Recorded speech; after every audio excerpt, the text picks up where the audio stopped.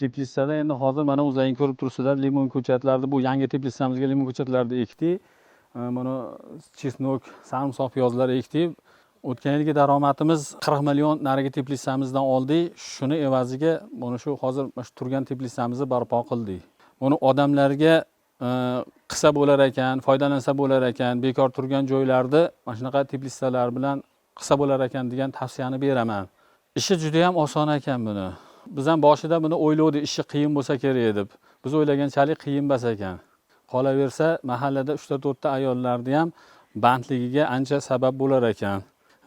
Undan tashqari mana bolalarni o'qityapmiz.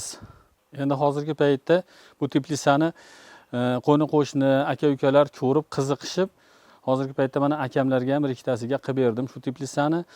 Hozirgi paytda buni mahallada teplitsa qilamiz degan qo'ni-qo'shnilar bo'lsa, qilamiz deyishsa, shu o'zimizni tajribamizdan kelib chiqib, ozmi ko'pmi bularga maslahat beramiz.